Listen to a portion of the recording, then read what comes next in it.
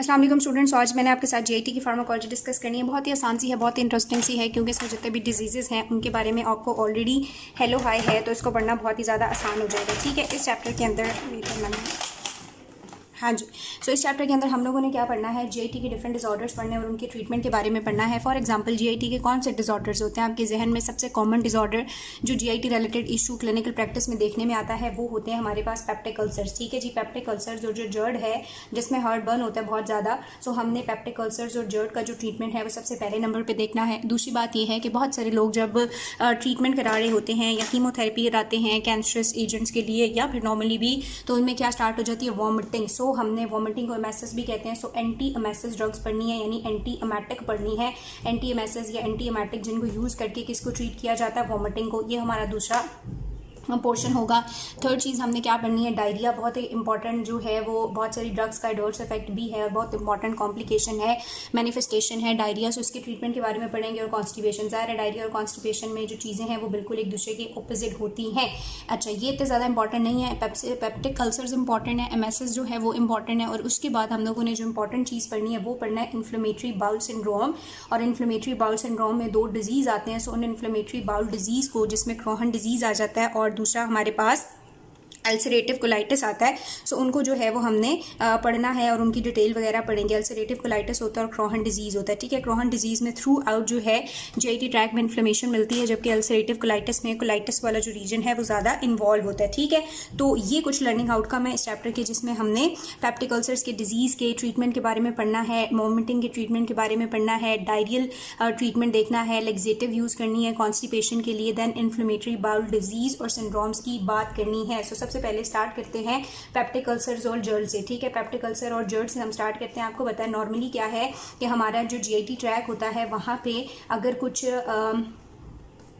अगर कुछ हमारे पास डिस्ट्रक्टिव फैक्टर्स होते हैं तो वहीं पे at the same time defensive factors भी होते हैं जो आपके स्टमक को, म्यूकोजा को डिफेंस कर रहे होते हैं। ठीक है, तो हमारे पास डैमेजिंग और जो डिफेंसिव पैटर्न्स हैं या प्रोटेक्टिव पैटर्न्स हैं उनके दरमियान में बैलेंस होता है। फॉर एग्जांपल हमारे पास अगर मैं कहूँ कि डिस्ट्रक्टिव या डैमेजिंग कोई इफेक्ट होगा तो वो क्या होगा, आपको पता है स्टमक के अंदर बहुत ज़्यादा HCl बनता है।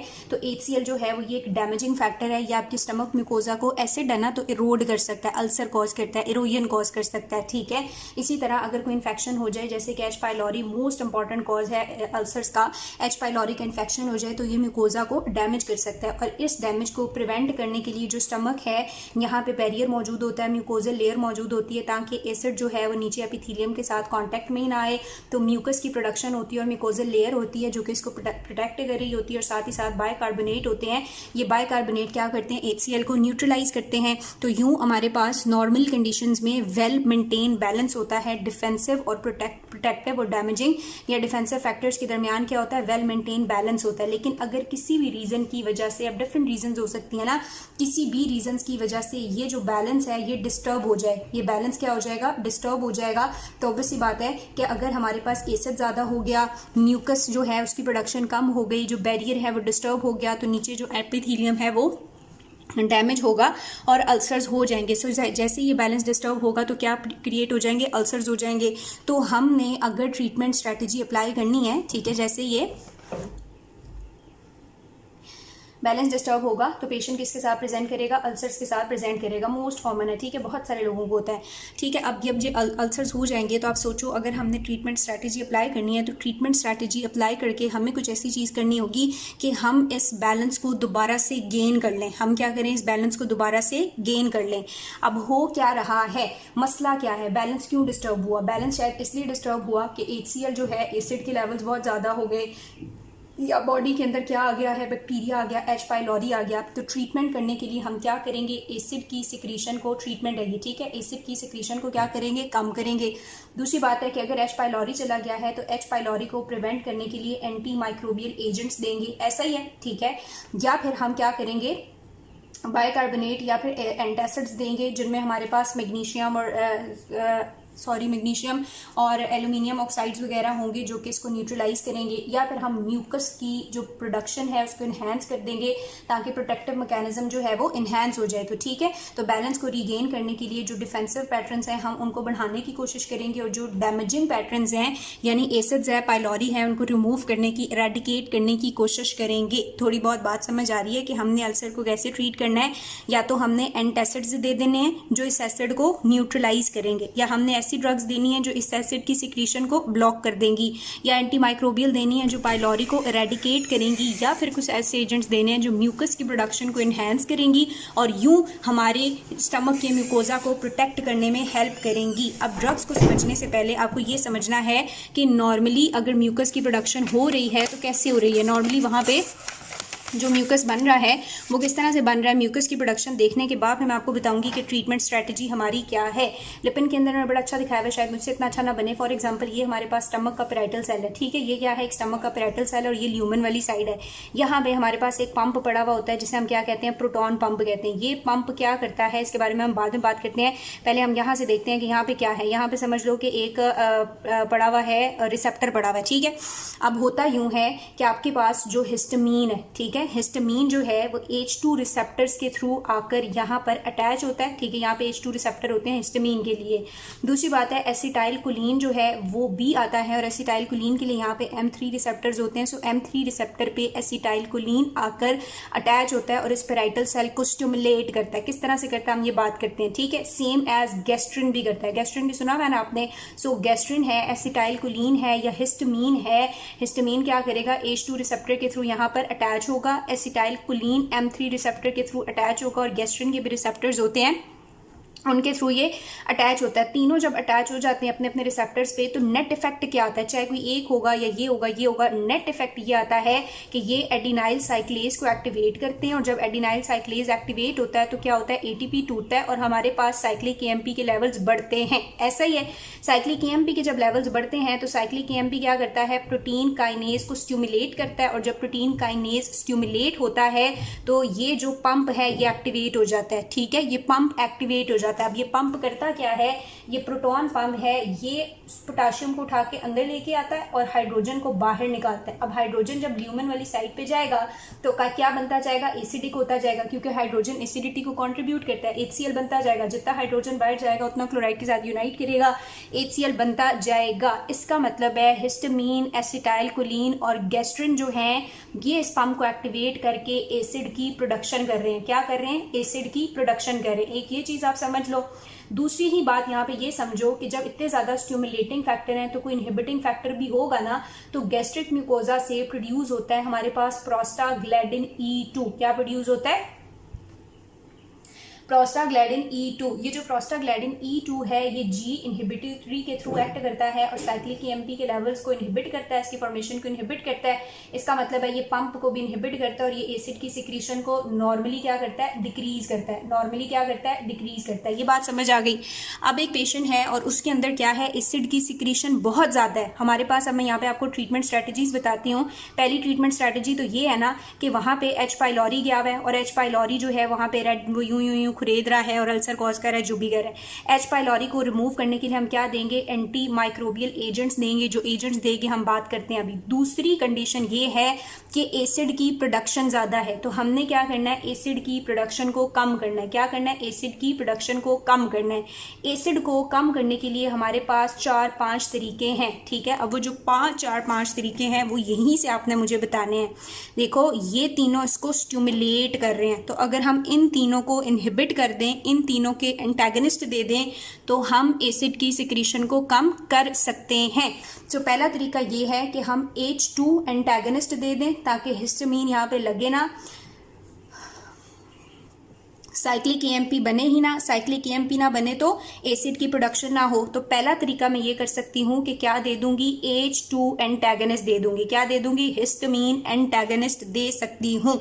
दूसरी बात ये है कि हम एंटी कोलिनर्जिक भी दे सकते हैं, लेकिन एंटी कोलिनर्जिक हम देंगे M1 ब्लॉकर, क्योंकि M1 के थ्रू स्टिमुलेट होता है एसिटाइल कोलिन और एसिटाइल कोलिन आगे जाके लगता है। तो बेहतर ये है कि हम M1 को ब्लॉक कर दें ताकि एसिटाइल कोलिन रिलीज ही ना हो। जब ये रिलीज ना हो तो आगे जाके लगे ही ना। सो एसिटाइल कोलिन हिस्टामीन ब्लॉकर, उसमें भी हम क्या देते हैं, M1 ब्लॉकर देते हैं। थर्ड चीज हम ये कर सकते हैं कि गैस्ट्रिन को इनहिबिट कर सकते हैं, लेकिन इसके लिए अभी कोई ड्रग हमारे पास आई नहीं है। अब देखो ये दोनों तो इसको स्टिमुलेट कर रही थी ना, इसलिए हमने इनके एंटागनिस्ट दिए, लेकिन प्रोस्टाग्लैंडिन E2 इसको क्या करती है, इनहिबिट करती है। इसका मतलब है प्रोस्टाग्लैंडिन E2 हमें चाहिए। तो नेक्स्ट हम क्या कर सकते हैं, प्रोस्टाग्लैंडिन E2 एनालॉग या प्रोस्टाग्लैंडिन E2 एगनिस्ट देंगे, क्योंकि उसकी डिक्रीजिंग एबिलिटीज हैं ऑलरेडी। ठीक है जी, 3 चीजें हो गई। सबसे मेजर चीज हम क्या कर सकते हैं कि यहाँ पे तो हमने ब्लॉक कर लिया ना, अब हम ये पंप भी तो ब्लॉक कर सकते हैं, और ये सबसे ज्यादा यूज किया जा रहा है। चौथा मामला हम क्या कर सकते हैं, प्रोटॉन पंप इनहिबिटर्स दे सकते हैं, प्रोटॉन पंप इनहिबिटर्स दे सकते हैं। ठीक हो गया। सो हमारे पास हमने एसिड के लिए जो सिग्नल्स आने थे उनको भी रोक लिया और एसिड की प्रोडक्शन को भी रोक लिया। अब अगर एसिड बन गया है तो क्या ट्रीटमेंट स्ट्रेटेजी है, तो एक ट्रीटमेंट स्ट्रेटेजी ये भी है कि एंटासिड दे दें ताकि जो एसिड बन गया है वो न्यूट्रलाइज हो जाए। और ये एंटासिड्स हम देते हैं जब हमें बहुत ही ज्यादा 1 मिनट में इफेक्ट चाहिए, यानी पेशेंट आ रहा है, रो पिट रहा है, बहुत दर्द है बहुत दर्द है, तो ये जो प्रोटॉन पंप इनहिबिटर या ये वाली हमने ड्रग्स देनी है, क्योंकि इन्होंने पूरे प्रोसेस को इनहिबिट करना है, तो इनको अपनी वर्किंग के लिए टाइम लगता है। ठीक है, 45 to 50 60 मिनट्स लग जाते हैं, इसलिए फौरन जब रिलीव करना है, सिम्टोमेटिक रिलीव करना है, तो उस टाइम हम एंटासिड्स देते हैं, क्योंकि जो एसिड बना हुआ है ये उसको जाके न्यूट्रलाइज कर देती हैं और पेशेंट जो है वो उसके सिम्टम थोड़े बेटर हो जाते हैं और वो बेटर फील करता है। तो ये हमारे पास अल्सर्स का ट्रीटमेंट है। ये चीज समझ आ गई, बस बात खत्म हो गई। हमने सिर्फ अभी ड्रग्स के नाम देखने आगे क्या समझ आई कि नॉर्मली अल्सर्स क्यों नहीं बनते, क्योंकि जो प्रोटेक्टिव और डैमेजिंग फैक्टर है उनके दरमियान बैलेंस था, लेकिन ये बैलेंस डिस्टर्ब हो गया, या तो वहां पे कोई माइक्रोब आ गया तो उस माइक्रोब को रिमूव करने के लिए एंटी माइक्रोबियल एजेंट्स दे देंगे, या फिर वहां पे क्या है, एसिड की प्रोडक्शन ज्यादा हो गई है, तो प्रोडक्शन को कम करने के लिए हम ये स्ट्रेटजीज अप्लाई कर सकते हैं। हिस्टामीन ब्लॉकर दे सकते हैं, एसिटाइलकोलिन ब्लॉकर दे सकते हैं, प्रोस्टाग्लैंडिन E2 एगनिस्ट दे सकते हैं, एनालॉग दे सकते हैं, या प्रोटॉन पंप इनहिबिटर दे सकते हैं। और अगर एसिड बन चुका है तो एंटासिड देके इसको क्या कर सकते हैं, न्यूट्रलाइज भी कर सकते हैं। आई होप आपको ये सारी चीज समझ आ गई है। अब स्टार्ट करते हैं हम सबसे पहले कि अगर हमने H पाइलोरी का इन्फेक्शन हुआ हुआ है और एंटी माइक्रोबियल एजेंट यूज करने हैं तो क्या ड्रग ऑफ चॉइस होगी। ठीक है, सो हमारा जो सबसे पहला मेथड था कि हम क्या कर सकते हैं, एंटी माइक्रोबियल एजेंट्स दे सकते हैं। उन एंटी माइक्रोबियल एजेंट्स में हम क्या देंगे, सो कहता है कि एंटी माइक्रोबियल एजेंट्स आपने तब देने हैं जब क्या हुआ हुआ हो, आप डायग्नोज करो कि पेशेंट को क्या है, H पाइलोरी की वजह से इन्फेक्शन हुआ हुआ है। ठीक है, H पाइलोरी की वजह से अगर इन्फेक्शन है तो फिर एंटी माइक्रोबियल थेरेपी मस्ट हो जाएगी, क्योंकि अगर आपने दूसरी एसिड इनहिबिटर्स वगैरह दे दिए या एंटासिड्स दे दिए या प्रोटॉन पंप इनहिबिटर दे दिए तो रीअकरेंस के चांसेस बहुत ज़्यादा हैं। कंप्लीटली ऑर्गेनिज्म को रेडिकेट करने के लिए एंटी माइक्रोबियल थेरेपी देनी पड़ती है।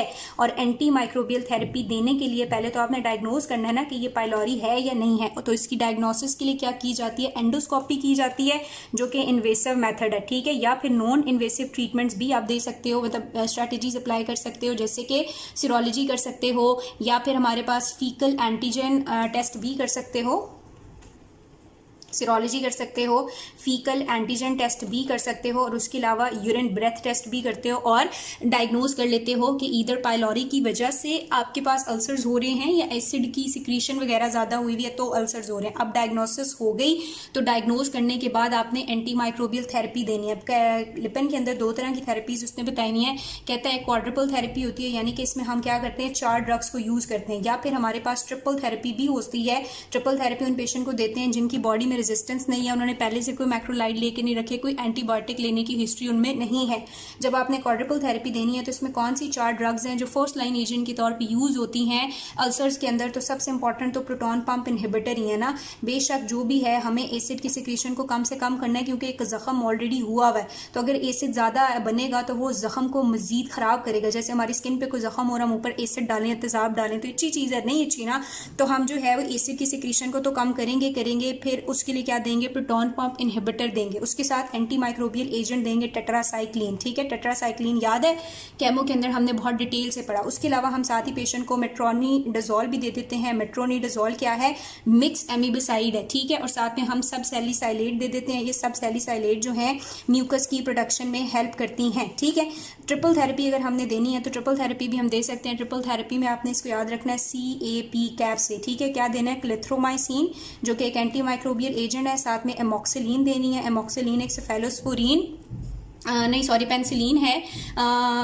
जो आपके पास सिंथेटिक सेमी सिंथेटिक पेंसिलिन होते हैं, और साथ में आपने इसको क्या दे देना है, पीपीआई देने हैं, ठीक है, प्रोटॉन पंप इनहिबिटर देने हैं। तो एंटी माइक्रोबियल थेरेपी का बस इतना सा ही है कि पता होना चाहिए कि एच पाइलोरी की वजह से है, तो आप बीच में ये ऐड कर दोगे। जब ये ऐड कर दोगे साथ में एंटी माइक्रोबियल एजेंट, तो रीअकरेंस का जो चांस है वो बहुत ज़्यादा कम हो जाएगा। पता कैसे चलेगा कि ये एंटी पाइलोरी की वजह से अल्सर्स हुए हुए, एंडोस्कोपी करोगे, सीरोलॉजी करोगे, फीकल एंटीजन टेस्ट करोगे या यूरिन ब्रेथ टेस्ट करोगे, क्वाड्रुपल थेरेपी भी दे सकते हो, ट्रिपल थेरेपी भी, दोनों के अंदर पीपीआई जो है वो मस्ट होंगे। तो ये वाली बात हो गई हमारी किसकी, पहली स्ट्रेटेजी की। दूसरी स्ट्रेटेजी हमारे पास वही एसिड वाली है, और वही मेजर है कि हमने क्या करना है, एसिड के लेवल्स को, एसिड की सिक्रीशन को कम करने की कोशिश करनी है। एसिड की सिक्रीशन को कम करने की कोशिश में मैंने बताया सबसे पहली चीज हम क्या यूज कर सकते हैं, H2 रिसेप्टर एंटागनिस्ट। क्या यूज करेंगे, H2 रिसेप्टर एंटागनिस्ट यूज करेंगे, ताकि जो हिस्टामीन है वो रिसेप्टर को एक्टिवेट ना करे और फर्दर आगे से पंप की एक्टिवेशन ना हो और एसिड की प्रोडक्शन और सिक्रीशन फर्दर ना हो। अब होता यूं है नॉर्मली, जैसे मैंने अभी आपको वहां से एक पता नहीं डायग्राम दिखाई या नहीं दिखाई, लेकिन नॉर्मली क्या हो रहा होता है, यहाँ पे करते हैं, ठीक है। नॉर्मली क्या हो रहा होता है कि आपके पास जब हिस्टामीन आता है, मैं प्रॉपर ड्रॉ नहीं करूंगी, हिस्टामीन आता है तो ये क्या करता है, H2 रिसेप्टर को स्टिमुलेट करता है। जब H2 रिसेप्टर स्टिमुलेट होते हैं तो एडिनाइल साइक्लेज स्टिमुलेट हो जाता है। एडिनाइल साइक्लेज की स्टिमुलेशन की वजह से साइक्लिक केएमपी के लेवल ज्यादा होते हैं। साइक्लिक केएमपी ज्यादा होता है तो ये प्रोटीन काइनेज ए को स्टिमुलेट करता है, प्रोटीन काइनेज ए स्टिमुलेट होता है तो प्रोटॉन पंप स्टिमुलेट हो जाता है, और प्रोटॉन पंप स्टिमुलेट होता है तो पोटेशियम अंदर और हाइड्रोजन बढ़ जाता है, और यूं एसिड की सिक्रीशन ज्यादा होती है। हम एसिड की सिक्रीशन नहीं चाहते, इसलिए हम ड्रग्स दे देंगे, और ये ड्रग क्या करेंगी, H2 रिसेप्टर को आके ब्लॉक कर देंगी। जब H2 रिसेप्टर ब्लॉक हो जाएंगे तो आगे ये सारा साइकिल नहीं चलेगा और एसिड की सिक्रीशन हमारे पास कम हो जाएगी। कौन सी ड्रग्स हैं जो H2 रिसेप्टर ब्लॉकर्स हैं, पहले भी हमने पढ़ी हुई हैं। इसमें हमारे पास आती है सेमिटिडीन, फॉर्मिटिडीन, राइजाटिडीन, रेनिटिडीन, इनके एंड पे टिडीन आता है, ठीक है। सो क्या आ जाता है हमारे पास, सेमिटिडीन के लिहाज से ये इंपॉर्टेंट बात है कि ये फर्स्ट एजेंट था जो कि H2 एंटागनिस्ट के तौर पर बनाई गई थी, ठीक है। सेमिटिडीन के बाद हमारे पास क्या है, फेमोटिडीन, रेनिटिडीन और रेजिटिडीन, ठीक है। रेडिटिडीन ये है, खुद ही ऐड कर लो।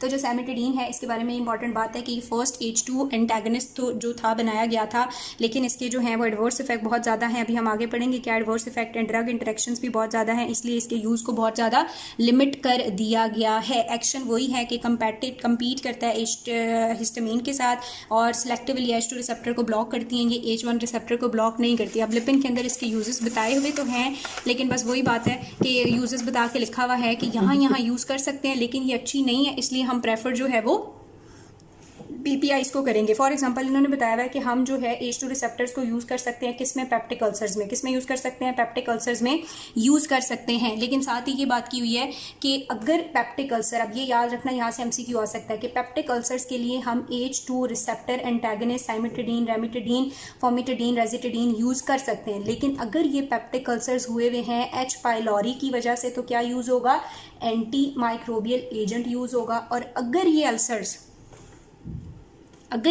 हुए हैं ड्रग्स की वजह से, बहुत ज़्यादा टेंडेंसी होती है एस्पिरिन में, जो कि एक non steroidal anti inflammatory agent है, यानी जो आपके पास एनसिड्स होते हैं। अगर एनसिड्स की वजह से अल्सर हुए हैं तो एनसिड्स इंड्यूस अल्सर्स के अंदर जो हमने यूज़ करनी है वो पीपीआई है, ठीक है। वैसे ये पेप्टिक अल्सर में यूज़ हो सकता है, लेकिन अगर पेप्टिक अल्सर एनसिड की वजह से है तो प्रेफर क्या है, ड्रग ऑफ चॉइस क्या है, पीपीआई।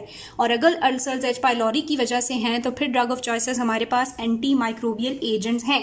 दूसरी बात यह है कि पेप्टिक अल्सर्स के अलावा एक्यूट स्ट्रेस अल्सर्स भी होते हैं, यानी जो आपको बहुत ज़्यादा स्ट्रेस लेने से हो जाते हैं। एक्यूट स्ट्रेस अल्सर्स की बात कर रहा है कि एक्यूट स्ट्रेस अल्सर्स में भी आप ये जो H2 रिसेप्टर एंटागनिस्ट हैं इनको यूज़ कर सकते हो, इंट्रावीनस की फॉर्म में या कंटिन्यूस इन्फ्यूजन की फॉर्म में यूज़ कर सकते हो, लेकिन बहुत जल्दी इनसे टॉलरेंस हो जाती है, टॉलरेंस डेवलप हो जाती है, इसलिए एक्यूट स्ट्रेस अल्सर्स में भी पीपीआई को ही प्रेफर किया जाता है, ठीक है। थर्ड बात की हुई है कि हमारे पास जो जर्ड है जिसमें हार्ट बर्न होता है, इसोफेजियल रिफ्लेक्स होता है, और उसमें क्या कर सकते हैं, अच्छा, जर्ड के अंदर भी जो है वो हम इसको दे सकते हैं। अगर आप क्या करो 40 to 45 मिनट मील से पहले ये ले लो तो उसके बाद आप कुछ खाओ पियो तो इतनी ज़्यादा जलन या तकलीफ आपको नहीं होगी। लेकिन अगेन ये बहुत ज़्यादा टाइम लेता है सिम्टम्स को रिलीव करने के लिए, और अगर आपने सिम्टम्स को फौरी तौर पर रिलीव करना है, एकदम से रिलीव करना है, तो उसके लिए हम क्या देते हैं, उसके लिए हम एंटासिड्स देते हैं, ठीक है। लेकिन एंटासिड सिम्टम्स को रिलीव भी कर देती हैं, वो बहुत शॉर्ट एक्टिंग है। अगर ये हर्ट बर्न की जो हिस्ट्री है वो पेशेंट की फ्रिक्वेंट है, कहता है कि 2 महीनों से 3 महीनों से हो रहा है, फ्रिक्वेंट हो रहे हैं, बार बार हो रहे हैं, और एक लॉन्ग टर्म हिस्ट्री है, तो फिर आपने दोबारा से पीपीआई ही प्रेफर करना है। तो यार ये क्या है पीपीआई, हर जगह पे ये यूज़ होते हैं। अभी हम आगे पढ़ेंगे कि क्या है और क्यों हम इनको यूज़ करते हैं। पेप्टिक अल्सर्स में भी ये प्रेफर है, एक्यूट अल्सर्स में भी प्रेफर्ड है, और लॉन्ग टाइम फ्रिक्वेंट जर्ड में भी ये प्रेफर किए जाते हैं, ठीक है। अल्टीमेट जो एकदम से सिम्टम क्विकली रिलीव करने वो एंटासिड करेगा, लेकिन लॉन्ग टर्म यूज़ के लिए पीपीआई जर्ड में प्रेफर किए जाते हैं। अब हमारे पास ये जो H2 है, एंटागनिस्ट हैं, इनके कुछ फार्माकोकिनेटिक फीचर्स बताए हुए हैं कि ओरली ये वेरी वेल एब्जॉर्ब होती हैं, कंप्लीटली एब्जॉर्ब हो जाती हैं, वॉल्यूम ऑफ डिस्ट्रीब्यूशन इनका बड़ा अच्छा है, मिल्क वगैरह में भी ये एक्सक्रीट होती हैं, ब्लड ब्रेन बैरियर को भी क्रॉस करती हैं और प्लेसेंटा को भी क्रॉस कर जाती हैं, यूरिन के अंदर जो है वो ये एक्सक्रीट होती हैं, ठीक है। उसके बाद कहता है कि जो सेमिटिडीन है, फॉर्मिटिडीन है, रेनिटिडीन है, इनको हम इंट्रावीनसली भी दे सकते हैं, इंट्रावीनस फॉर्मुलेशन इनकी मौजूद हैं। और अगर रीनल डिजीज़ का पेशेंट है तो उसके अंदर हाफ लाइफ बड़ी भी होगी, यूरिन में एक्सक्रीट नहीं होगा, बॉडी में ज़्यादा देर के लिए रहेगा तो हाफ लाइफ बढ़ेगी। इसके जो एडवर्स इफेक्ट है वो बड़े इंपॉर्टेंट है, यहाँ से आपसे क्वेश्चन पूछा जाता है। वैसे तो नॉर्मली हम कहते हैं कि ये वेल टॉलरेटेड ड्रग्स हैं, इतना ज़्यादा इनका कोई मसला नहीं है, लेकिन अगर आपने बहुत प्रोलॉन्ग यूज़ किया, और स्पेशली जो साइमेटिडीन है, मैंने पहले भी बताया कि जो साइमेटिडीन है ये फर्स्ट एजेंट था, लेकिन अब इसके यूज़ को लिमिट कर दिया गया एडवर्स इफेक्ट की वजह से। तो cimetidine endocrine related adverse effect cause करता है, ये हार्मोन की फंक्शन को डिस्टर्ब करता है, और क्या कॉज करता है, गायनोकोमेस्टिया और गिलेक्टोरिया कॉज करता है, ठीक है। गायनोकोमेस्टिया का भी आपको पता है, और गिलेक्टोरिया में क्या होता है, ब्रेस्ट से एक एबनॉर्मल सा डिस्चार्ज होता है बॉडी से, ठीक है। उसके अलावा ये बात आपने याद रखनी है। उसके अलावा सीएनएस रिलेटेड इफेक्ट्स भी आते हैं, जैसे कि कंफ्यूजन होती है, मेंटल स्टेटस जो है वो ऑल्टर हो जाता है। उसके अलावा कहता है कि ये बहुत सारी, देखो ये एसिड की सिक्रीशन को कम कर देता है ना, एसिड की सिक्रीशन को ज़्यादा कम करता है, तो अगर बहुत प्रोलॉन्ग यूज़ करोगे तो एसिड बहुत ज़्यादा, एसिडिक मीडियम बहुत डिस्टर्ब हो जाएगा। और बहुत सारी चीज़ें, बहुत सारी ड्रग्स ऐसी होती हैं